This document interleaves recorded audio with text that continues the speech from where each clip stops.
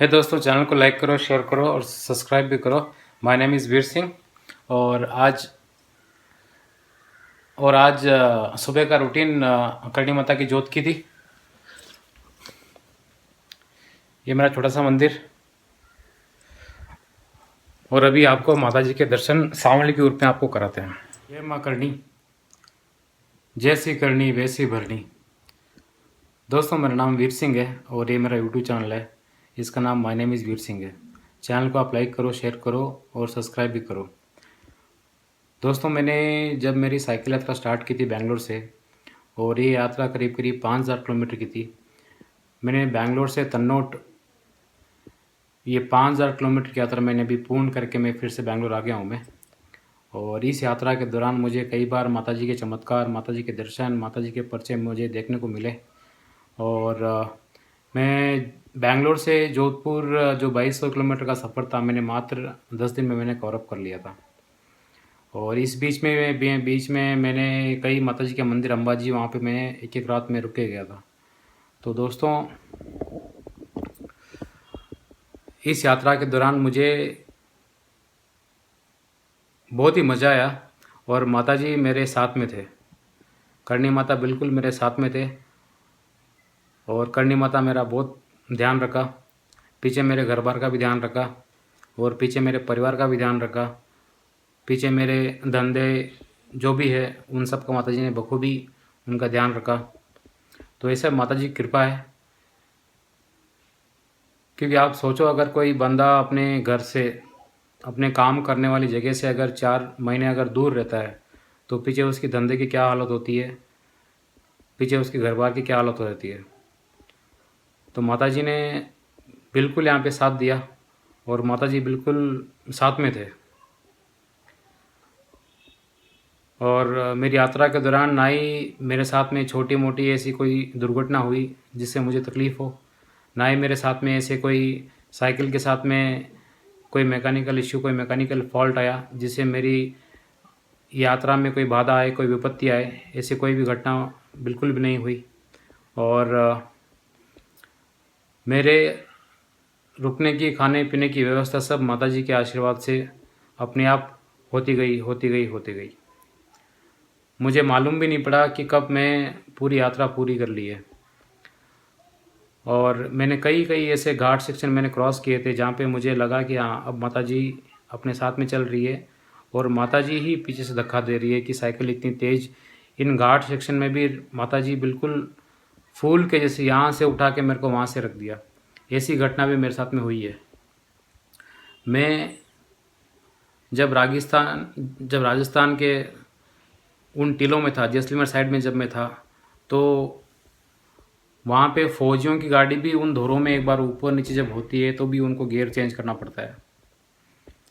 मेरी cycle non stop चल रही थी और 50-60 की स्पीड में साइकिल क्रॉस कर रही थी। वो देख के फौजी भी एक बार तो आश्चर्यचकित हो गए थे कि ये साइकिल है क्या है करके।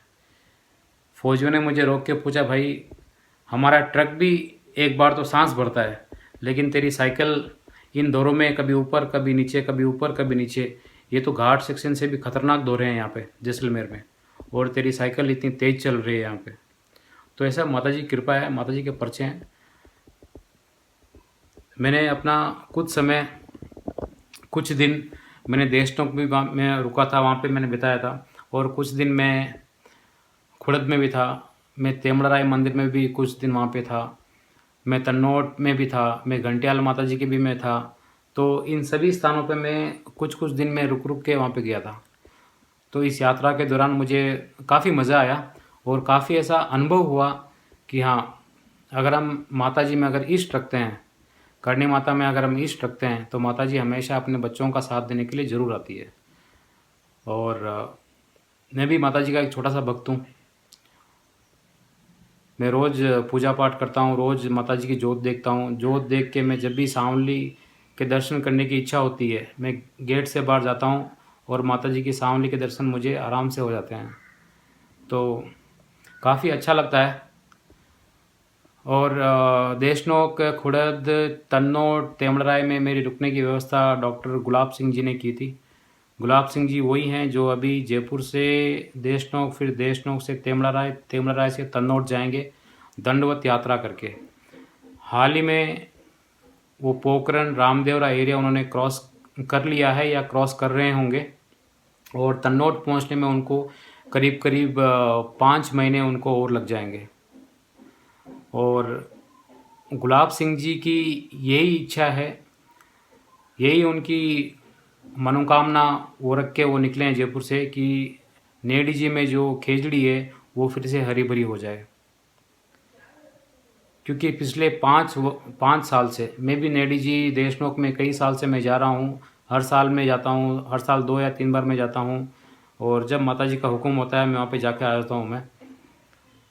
तो नेडी जी अभी जो खेजड़ी है वो पूरी तरह से 4-5 साल से वो सूख गई है।